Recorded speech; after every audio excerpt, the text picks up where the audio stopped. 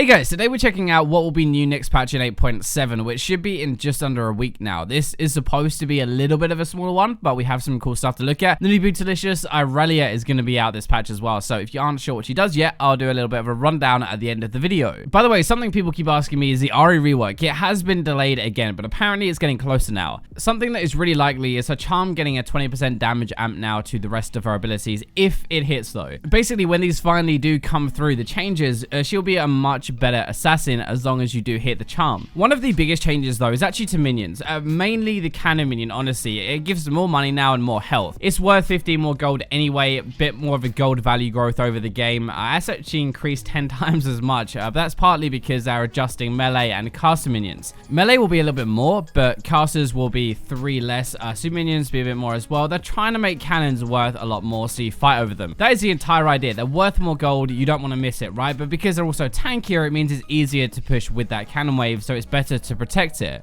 I think this is a little bit of an issue, but I do have a problem with hitting cannon minions sometimes. We suck, right? Missing a cannon minion is now even more of a feels bad moment. Overall, the gold in the game is about the same, so you don't have to worry about that if you get your cannon, but the idea is that if you don't want to miss them, more lane fights should happen and more action. Remember, we had the ignite buffs as well. You're also going to find though that freezing or denying them will be more worth than before as well. Like if you can actually stop them getting the cannon minion, holding that wave near your tower and like keeping them away from it, it actually leads to a big lead. It's trying to give a little bit of power back to laning basically. But anyway, moving on.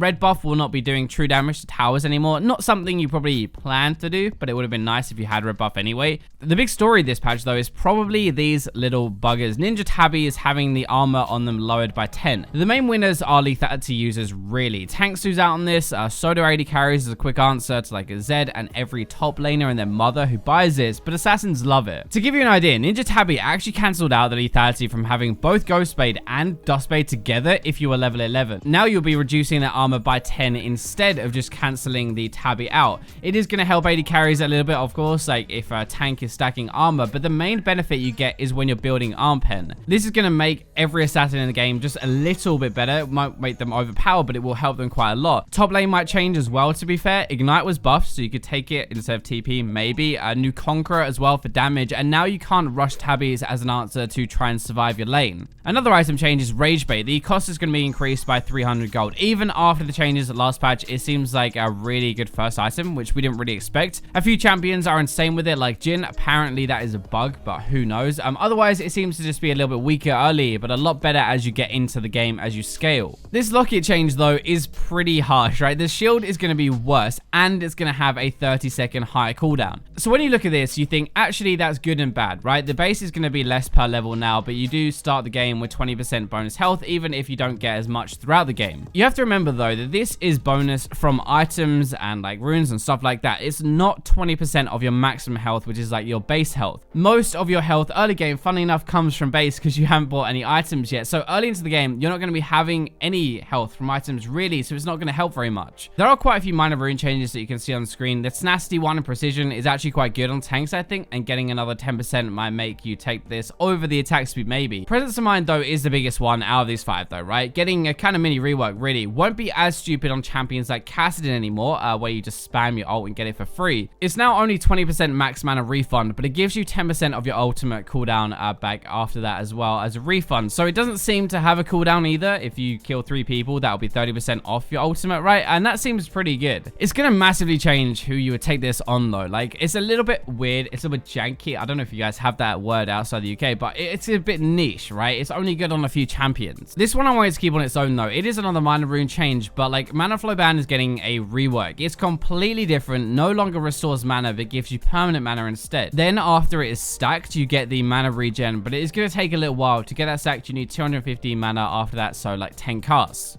It's probably going to be something very good on mid laners now if you're building Archangels as well. Going to have a little bit of synergy there, but it's definitely much better than what it is now. Well, actually, it's probably a little bit worse, but good for the game. People don't have to watch their mana right now if they take this. It's a bit too strong, honestly. It just encourages really dumb spam your mana play, but this is actually a lot better. Okay, so onto the specific champions and roles being looked at. Jungle is getting quite a few changes. Elise is going to have a bit more damage on her Q, and her E cooldown is going to be lower, 2 seconds rank 1, but it is back to the same rank 5. The best part about this is a 2 seconds off her E cooldown, but she needs way more than that, I think, to actually be good. Almost the lowest win rate jungler and barely played anymore at all, and this is from like her heights where she was one of the most popular. Gragas is also one of the other pretty bad junglers right now, but I think these are actually pretty good changes. They're gonna make him a bit more deadly, right? Q doing a bit more damage, having a 10% more AP ratio, W AP ratio up 20%, and the damage reduction is now gonna scale with your AP as well. I guess Riot's point is stop playing in full tank, don't play him as an engaged champion, play him with some AP now and be a threat. W more than anything, right? This thing will now use 50% of your AP, some base damage, and deals 8% of the maximum health. It already burst pretty hard before, now it's gonna be even better. The damage reduction, by the way, as well, is up to 18% rank 5. If you had 500 AP, if you actually took it seriously and went AP Gragas, that would be another 20%, and that's pretty good, like 40% almost damage reduction. Looking at Ivan though, I didn't think this would actually be that big, but his W range is a lot bigger. Even though it's only by 200, that makes a big difference. They're his bushes, by the way, so it's not the best thing in the world, but it might help. You've got to remember, as supports are sensor right now, a lot of the time, this is kind of the meta, and in theory, this is the meta that Ivan really suits more than any other, so he actually should be good. Now, it didn't take very long for Shaco to get nerfed, though. I guess giving him 70% bonus AD ratio on top of his backstep was a little bit too much. Thankfully, they are not gutting it or removing it. They're taking 40% off, which is a lot, but they are still leaving it at 30% on there. The point I want to make is that I think if last patch they said we're going to give him 30% AD ratio on his Q, most people would have been happy with that, so it's probably about fair. Now, mid lane also has quite a few changes, so let's look at Karthus and Swain to start with. A few minor ones, that's slight damage tweaks. Only reason I'm mentioning them is because they are both low cooldown, so that's 10 damage every single time you use it. For Karthus especially, that probably adds up to quite a bit extra if you're hitting someone constantly, more for early game or wave clear though. Plus, actually, his Q is doubled when it hits only one target, right? So that should be 20 extra per hit. Swain won't feel this too much. Doubt that's enough to take him down properly. He is really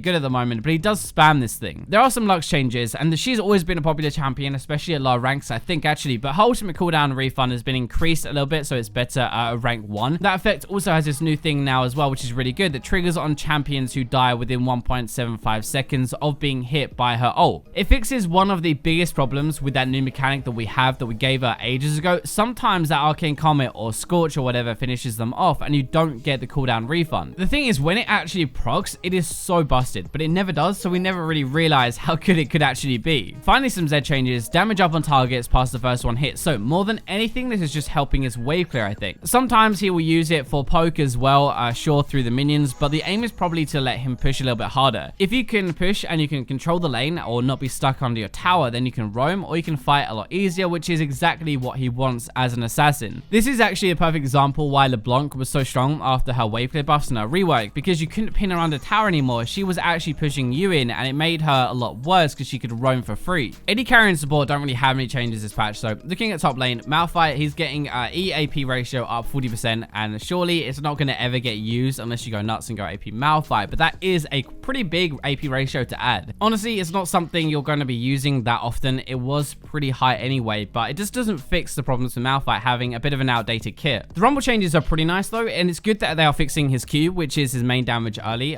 Should be a little bit more help to one of the most forgotten about champions, really. All I remember was him getting this 6 Super Galaxy skin, and then a little bit later, like, nobody played him anymore except for a few pro games. It does actually make sense though. Speaking of which, there is a new rumble skin that looks pretty cool, so I guess this is why he's getting buffed. I have no idea. Anyway, top lane, new Irelia as well coming out this patch, so let's give a quick rundown of what her abilities do and give you an idea of how she's going to be played as well. But one thing is for sure, she can actually work with an AP and an AD build. So her passive to start with then, when Irelia hits an enemy champion with her abilities, she gains a stack for 6 seconds. Her basic attacks will deal bonus damage per stack. At 4 stacks, it also grants you a bunch of attack speed and deals 300% damage to shields. It is refreshed when she attacks an enemy champion, and multiple enemies hit with an ability would give multiple stacks.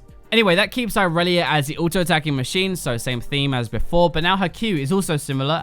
Dash to an enemy, dealing a bunch of damage, a lot of damage by the way, applying on-hit effects and healing for up to 20% of your AD. The cooldown is reset if that target was marked, which we'll get into in a second, or dies, and it deals 60% damage to non-champions. Moving on to a W, it is a 2-cast ability. First cast grants 45 to 65% damage reduction, plus it has an AP ratio increasing that as well, but you cannot move. The second time you hit this, the second cast deals damage that increases with the charge time, but it cannot be interrupted by anything. This is really good for diving in and stalling, blocking crowd control to wait for your team to catch up, I guess, but it also is why a hybrid AD and AP build could work pretty well on her, because the damage reduction scales with AP quite well. Her E is going to be what makes and breaks an Irelia, I think. You send 2 blades that will fly together when placed, deals a bunch of damage, 80% AP as well, by the way, and stuns for 0.8 to 1.2 seconds. This is the part that then marks those champions hit for 6 seconds, allowing a free Q jump to them, and it will reset the Q cooldown. This is going to be the most important part of her kit. If you hit this, you stun them, you'll get free Q gap closer and damage the stun as well, and it sets up literally everything in your entire kit. Time for ultimate though. Launches in front of you that explodes outwards in this little like prison shape when hitting a champion. They deal good damage themselves, again 70% AP ratio, and also mark the targets that they hit. The wall part though lasts for 2.5 to 3.5 seconds depending on rank, and if you pass through it, you're going to take a bunch of damage, only slightly less than the base damage on this ability, by the way. It slows you and disarms you for 2 seconds. The disarm means that you cannot basic attack, but you can still cast spells, so you can run away, you can do whatever, but you just cannot basic attack, which sucks for an AD carry.